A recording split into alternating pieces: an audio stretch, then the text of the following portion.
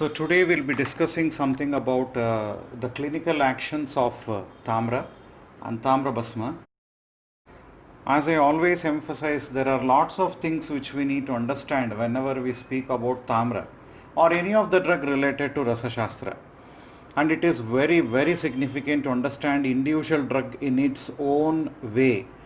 Individual drug to understand it in the way of its pharmaceutical processing, individual drug in respect to its formation or the way how it is being developed, the way how it is being enhanced, or the way something like how it is being utilized in the form of giving anupanam or processing it, the methods of shodhana, the methods of marana and potensification, whatever we speak about.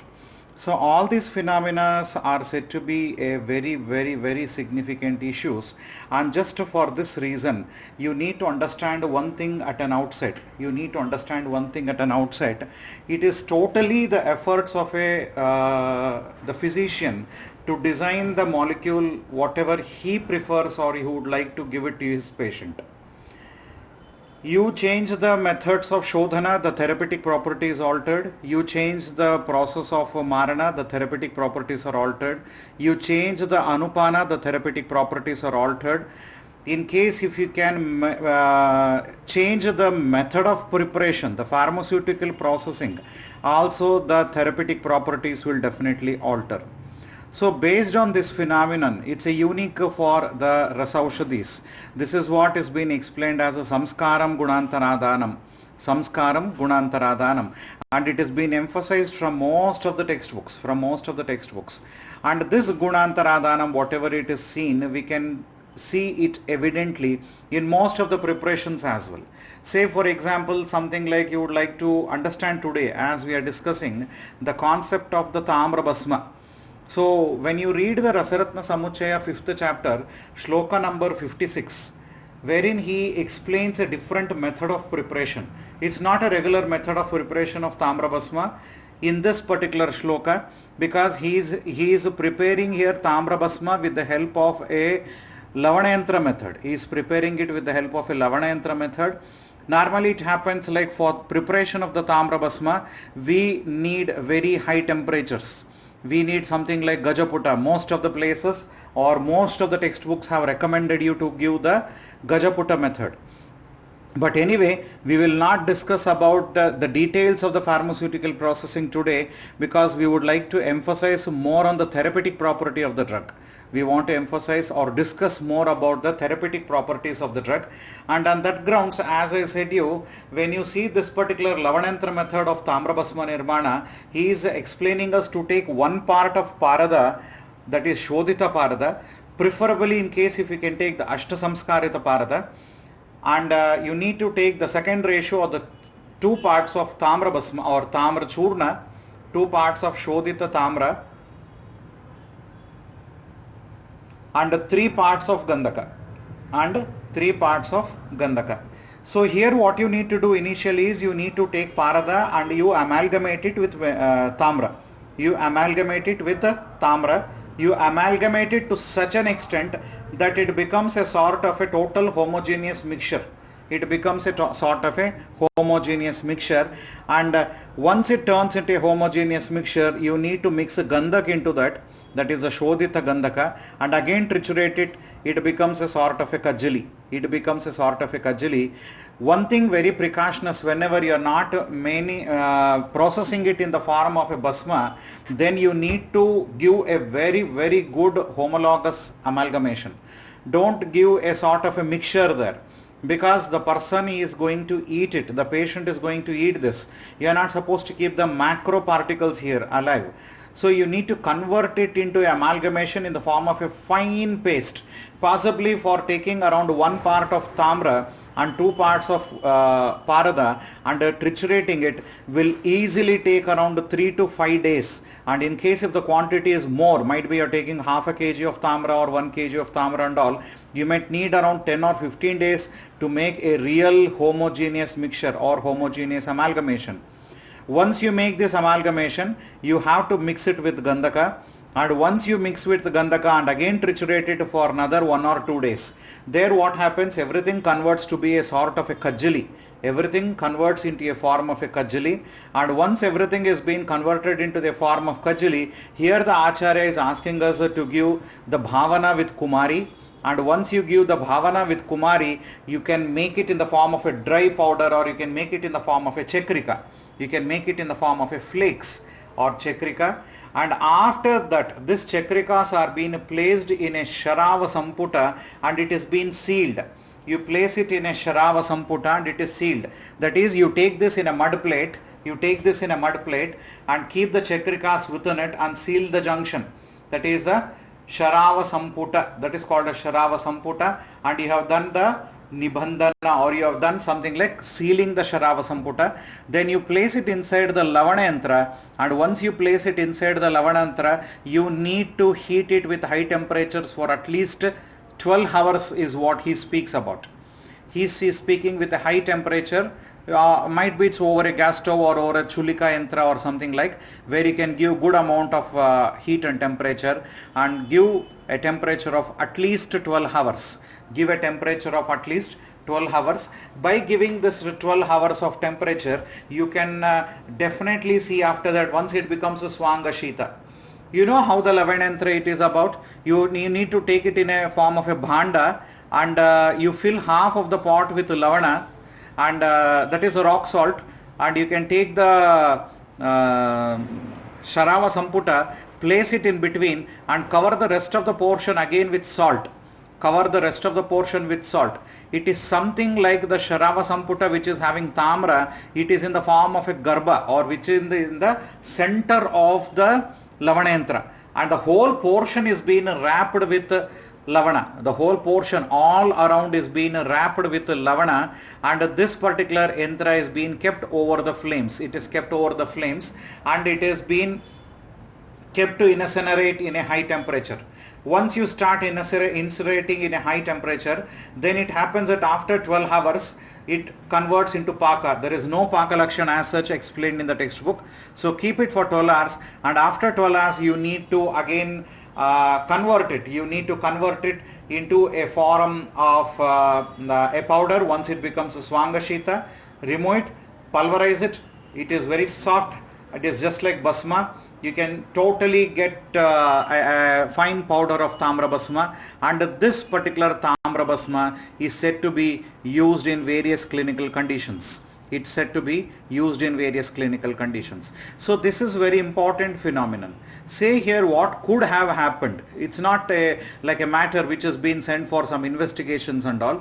Just a hypothetical approach. The tamra which was seen there after Shodhana, when you mix it with mercury, what happens? It becomes amalgamation. Amalgamation in the sense it has converted already into one of the fine powder. Only then it has been amalgamated. It has been converted to a fine powder. It has been cut into the microparticles. So it has been totally mixed up with the mercury.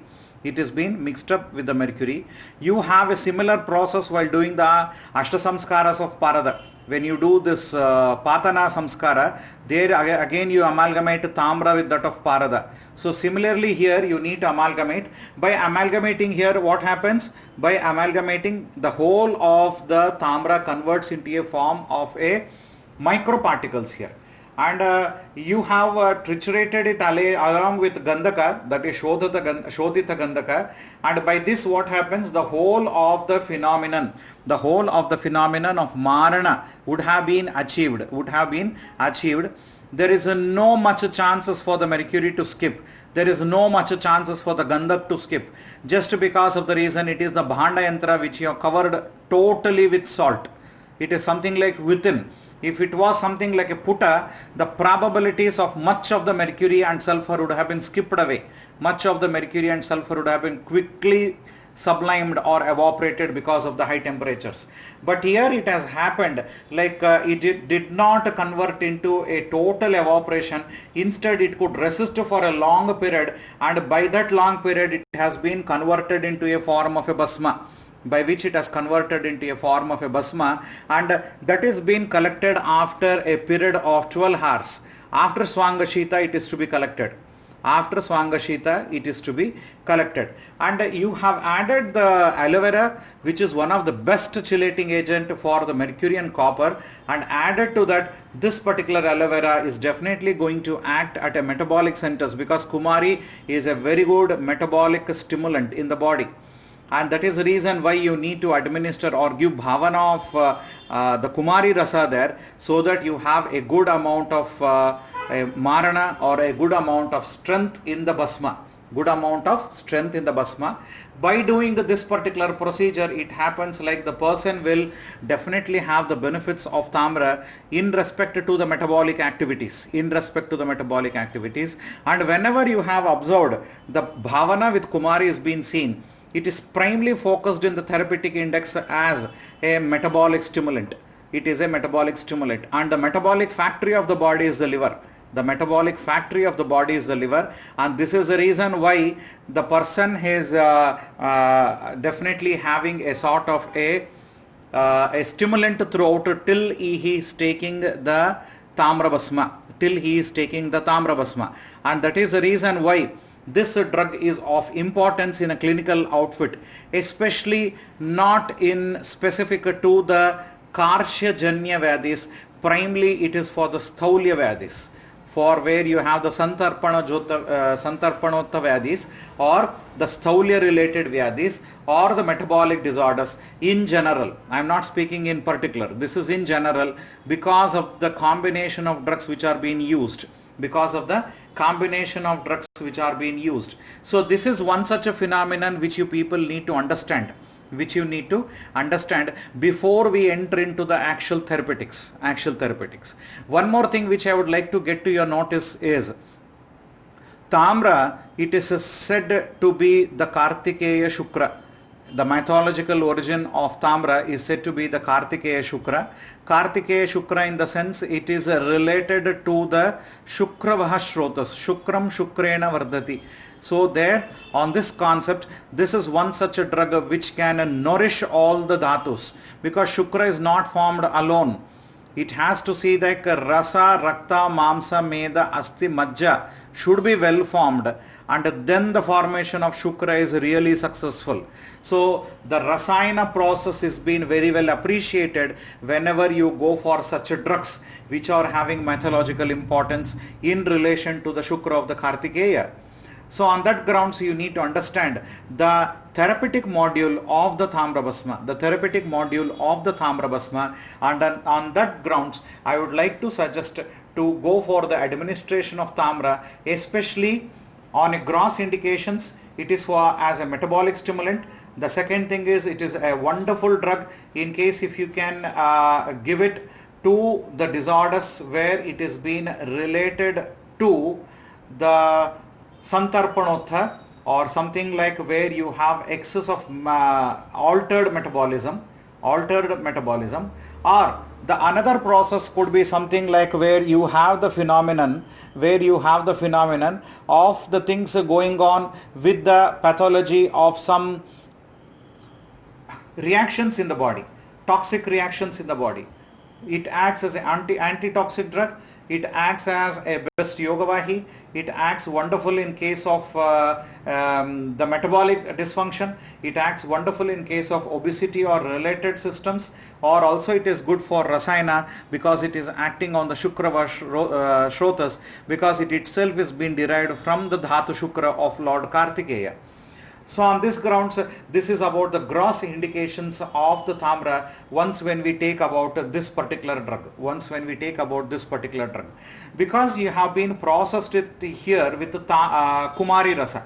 Because most of the times I will say, in many of the preparations of Tamra Bhasma, there are many types, nearly 53 to 60 plus types of Tamra Bhasma Nirvana as per the various textbooks. But anyway, most of the drugs or the most of the methods of preparation are having the media of bhavana is with lemon or with kumari. Again, these two drugs are a very good specific chelators. They stimulate the liver. Why I specify with the liver in the sense? Because they are very much acting appropriately to these conditions. Because of the very nature of the drug. Added to that, most of the anupanas is madhu, not no gruta here much. Very few conditions you have gruta being indicated as anupanam. Most of the times it is with pipali or it is with madhu or any such substances. Pipali, madhu, unlike substances. Of course, based on the anupanam, again you can change the therapeutic module of the drug. But primarily, why I say Pipali is whenever you see about the Pipali Churna, which is added as an anupanam, which is going to increase the bioavailability of the drug in the body. It is going to increase the bioavailability of the drug in the body, and by increasing this particular bioavailability in the body, the therapeutic action is quite fast. So here it happens in case if you have to give a particular drug with a therapeutic dosage of 65 milligram or 125 milligram, in case if it happens like you tag it or you mix it with anupanam called as Pipali Churna, then the dosage of the actual drug or the prime drug can be reduced because the bioavailability is increased by the combination of Pipali Churna. By the combination of Pipali Churna, the combination is being altered. So on that grounds, I say you are supposed to give the Pipali Churna whenever you want to reduce the dose. Why I want to reduce the dose? Why can't I give the abundant dose? In other method of preparations of Tamra Bhasma, you have given the Putta method. You have given the Putta method where you have high temperatures which are being adopted. High temperatures are being adopted, and on that grounds here the person is definitely having a sort of a benefit. A person is having a sort of a benefit by the administration of Pipali. By administering Pipali, what is happened there? By administration of Pipali, the bioavailability is increased.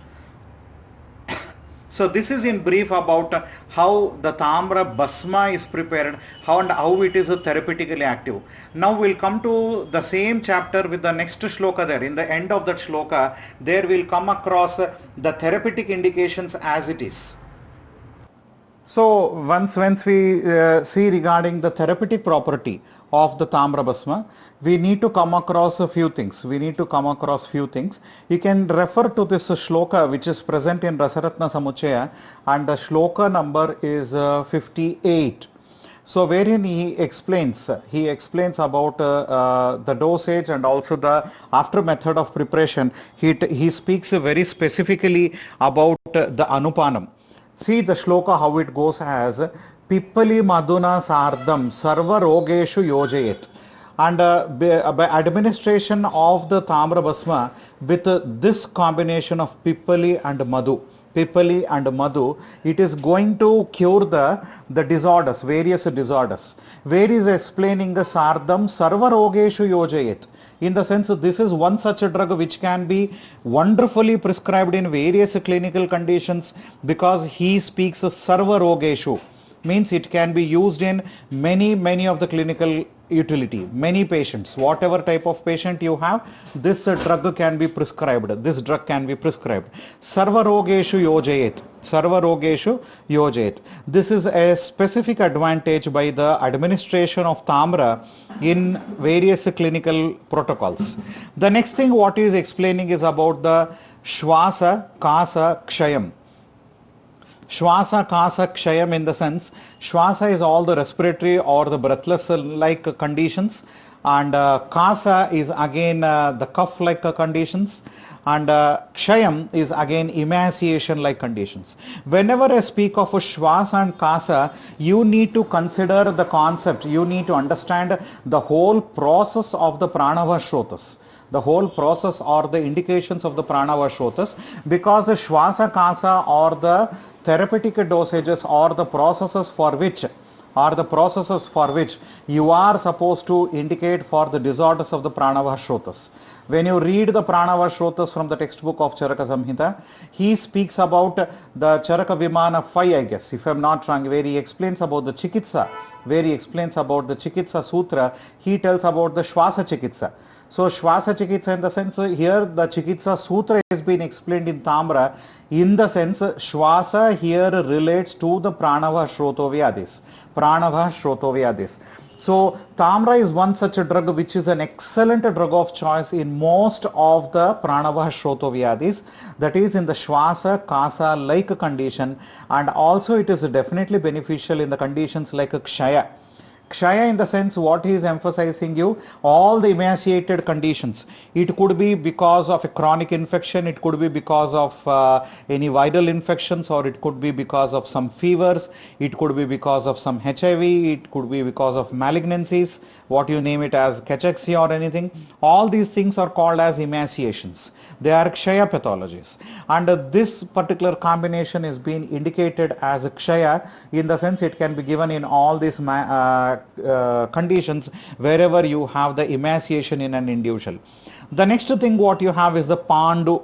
Pandu is again the hematological condition wherein you have the alterations in the blood pictures, and because of that you have the clinical pathology being presented in the form of Pandu. And Pandu is also being well treated by the administration of Tamra. The next thing is Agni Mandya. See, Agni Mandya, he never specifies here that it is a Jataragni Mandya. He specifies Agni Mandya. This gives you an inference to understand that the drug should be prescribed in the various conditions wherever you have the Agni pathology. You have Mandagni, you have any variations in the Agni, wherein you have either the Bhutagni, Dhatuvagni or the Jhataragni. Either of these clinical conditions, you are supposed to prescribe him with Tamrabhasma. So people ask, sir, do you have any reference where you can see that the Agni of Bhuta Agni or Dhatu Agni can be addressed with any of the medicines? Yes, these are few of the references wherein you can see. So these references like Agni Mandya, it could be Jhataragni, Bhuthagni or Dhatuvagni, which can definitely infer you stating like with a suitable Anupanam, it can be focused or emphasized on various Dhatu levels, various Bhuta levels or various Mala levels. And on this grounds you can definitely prescribe him. You can definitely prescribe him with wherever you have the pathologies of the Agni. And this is the reason why in many of the Ekruta conditions, or many of the hepatic complaints, you find there is an altered appetite. You find there is a Dhatu genesis has been hampered. You can see in case of hepatitis. The Dhatu genesis is hampered. The person's appetite is lost. And in case if it's neglected, he lands up into other complications. He might have some complications like the clinical presentations like the portal hypertension or Udara-like presentation, ascites, because of either of the conditions. One such condition could be liver pathologies. One such conditions which is very commonly is the liver pathologies. So in all these conditions wherever you have the Agni to be stimulated or the Agni to be rectified, and here this is one such a drug which is having action on all such pathologies, because he speaks about the Agni Mandya, and also he speaks about the other clinical conditions like Arochaka, which is anorexia like a condition, means the psychosomatic are also the higher mental functions, because Arochaka could be a psychological issue or Arochaka could be because of a CNS issue. And on that grounds it can definitely be prescribed in either of these conditions. The other clinical conditions wherein he explains is about the Gulma. As I told you, it's a metabolically active site, the malignant site. Especially Gulma is being taken as abdominal tumors, and it is an active site for most of the malignancies. And here to rectify these abdominal malignancies, the drugs like Tamrabhasma is really a choice of drug.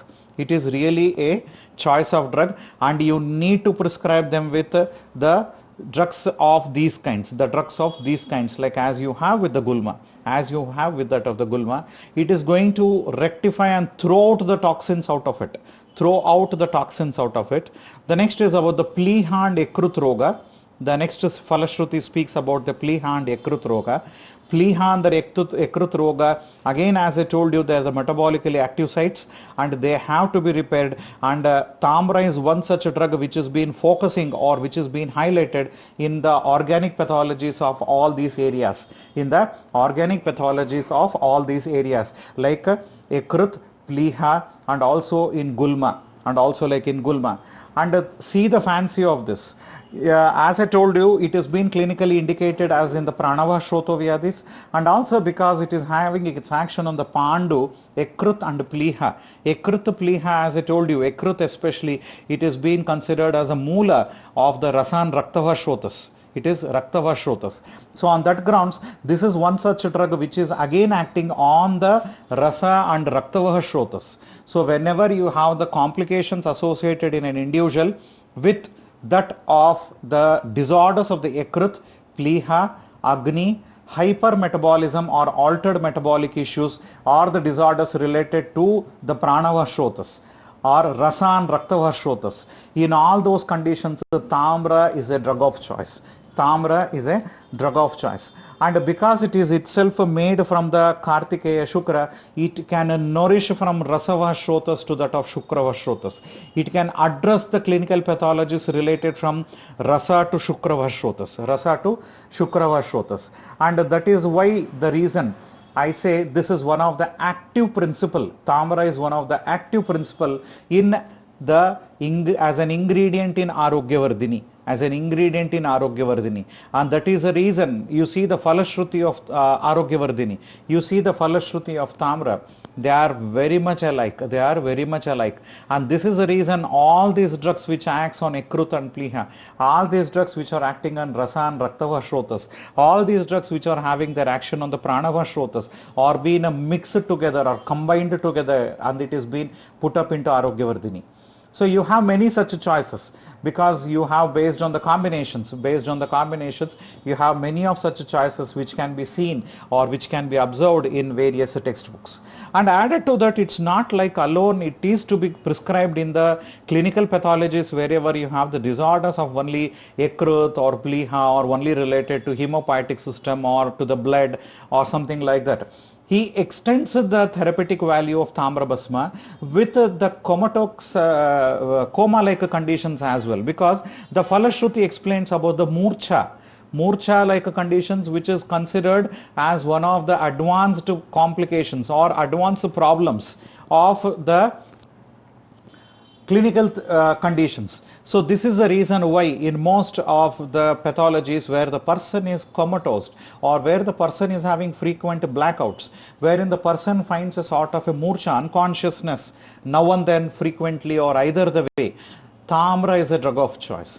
To handle such conditions with emergency pathologies, the patients in the ICU, the patients who are having very malignant, who are very much severe in condition, chronic illnesses, in all such conditions we are supposed to prescribe them with such a drugs like that of Tamra.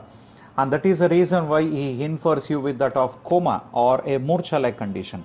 You have another clinical pathology. We were speaking recently about the liver pathologies. So whenever you speak about this liver pathology, like a drug like Tamra, which is acting so wonderful in case of hepatic and splenic complications, in case if it has been oversighted or neglected, then this particular drug called as Tamra can also be given in such conditions. Say for example, you have neglected some person suffering from cirrhosis, you have neglected the treatment from a person who is suffering from hepatic cell carcinoma, you have neglected a person who is into the udara like presentation or ascitic like presentation, and there is a severe insult of the liver, and by which the person lands up into coma. It is called as a hepatic coma. It is called as hepatic coma. The person is landing up into hepatic failure, and that is causing hepatic coma, and the next stage is many times it could be death.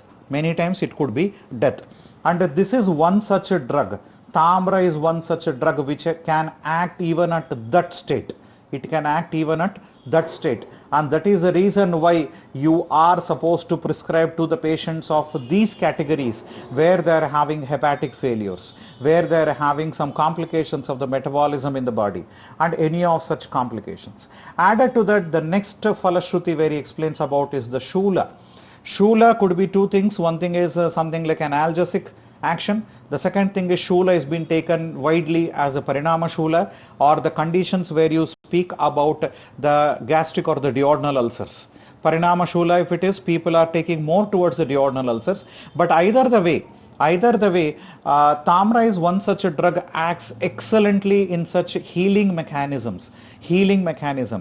there is a lots of interrelationship between the copper and iron in chemistry. There is a relation between copper and iron in the chemistry. The similar phenomenon is also been observed in the oral administration. Whenever you give this particular Tamra Bhasma, it enhances the healing property. It enhances the healing property. It enhances the mechanism of the healing of the tissues. That is the reason why I prescribe a Tamra Bhasma or the combinations which are having a rich concentrations of Tamra.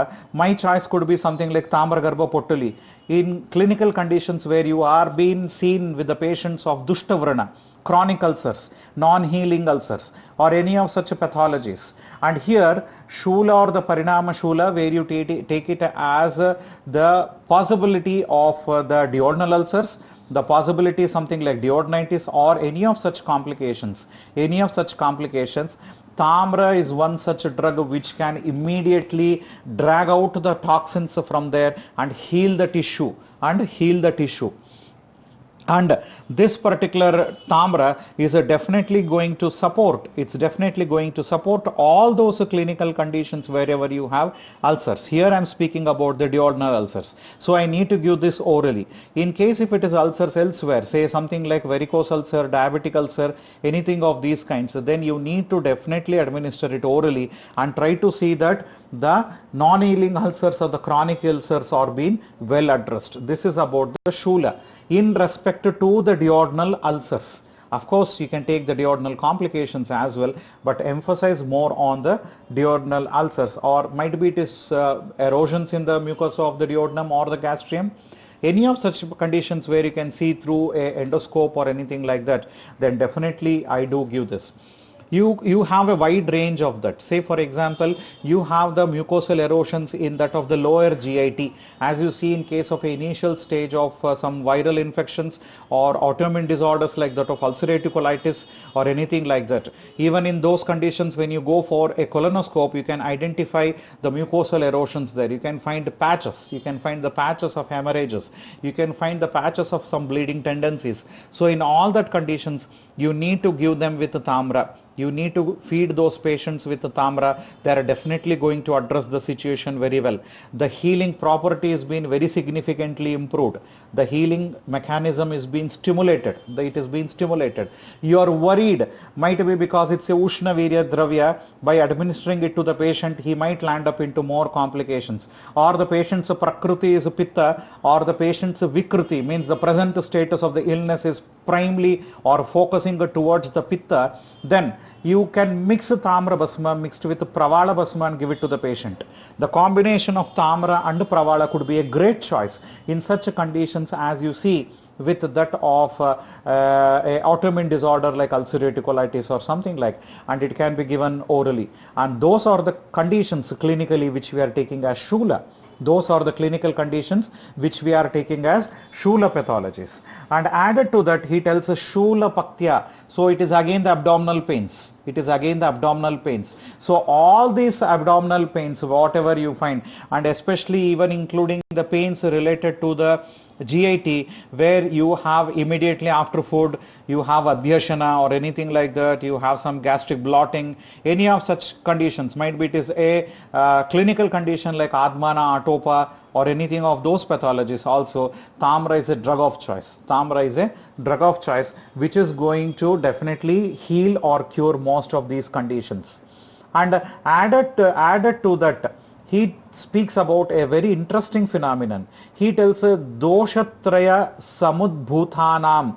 So here he speaks about the combination of the doshas.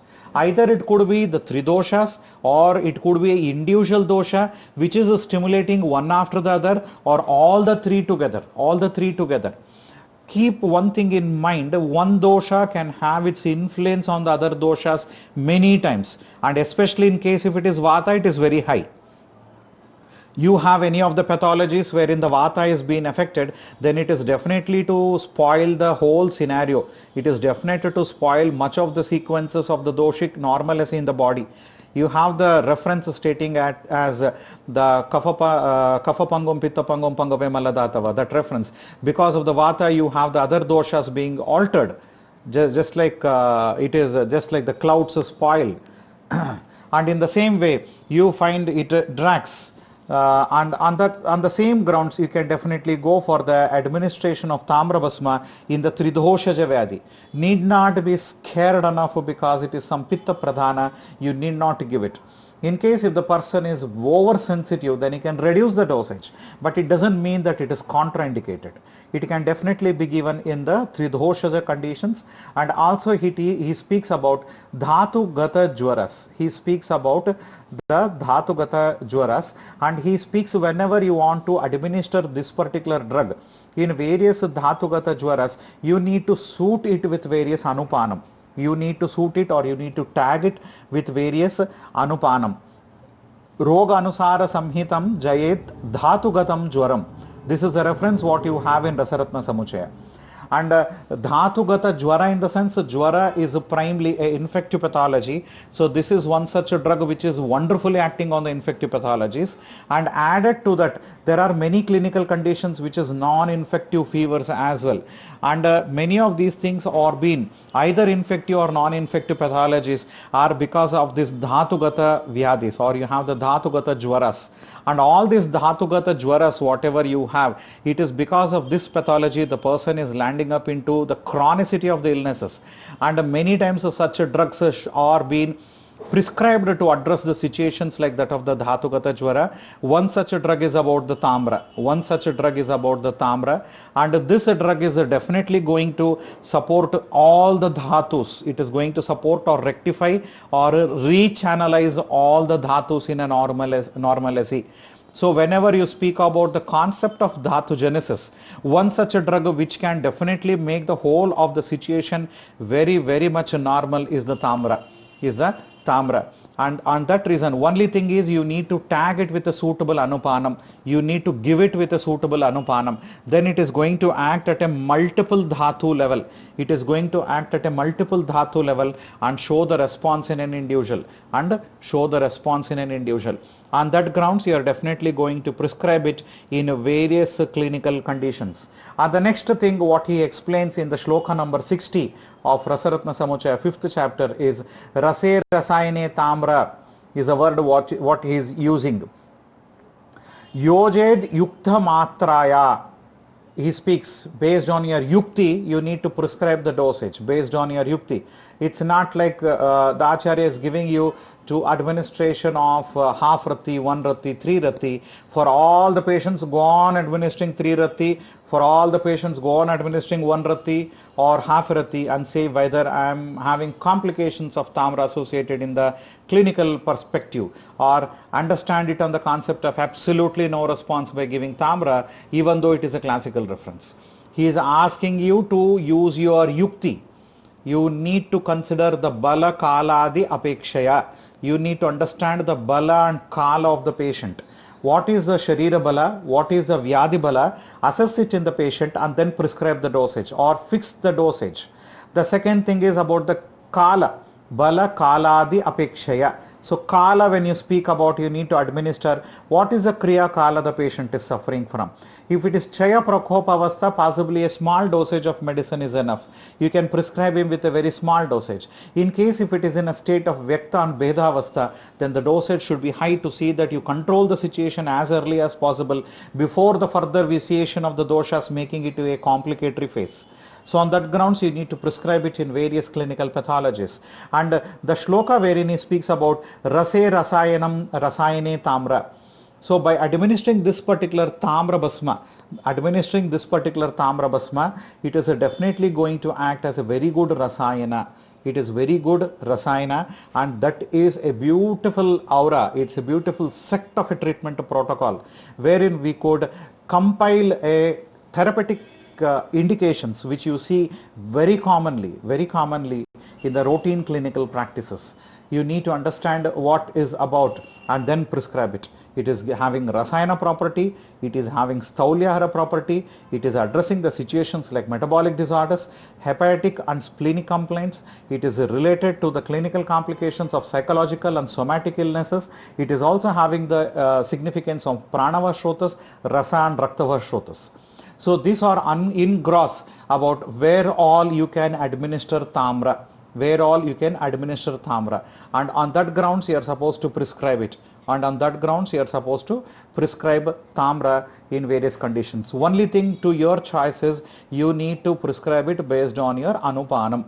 Give a suitable Anupanam and try to see that you give the patient the best possible with the Tamra Basma.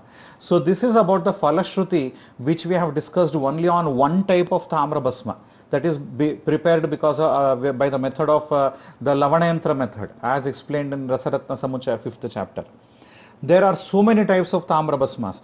Don't mix up or don't shuffle all the Falashrutis of all the Tamra Basmas and indicate it in all the pathologies. Don't say Tamra Basma is indicated there in this way, so that is the reason why I have given. If you prepare the Tamra Basma in this method, only then it is therapeutically active. You prepare it by some other method which is being explained in some other reference, that particular Falashruti should be taken. Don't take that Falashruti and write this method of preparation. It is totally wrong. You prepare it in this way, this is a Falashruti. You prepare it in some other way, both are Tamra Basmas, no doubt in that. You prepare it in some other way, then the method of the Falashruti is again different. So based on that, you need to emphasize, think about the concept, and then go with the administration of the Tamra Basma, which is very specific of this type. So this is what I would like to inform you or try to discuss with you about the method of the Tamra Basma in respect to the clinical perspective.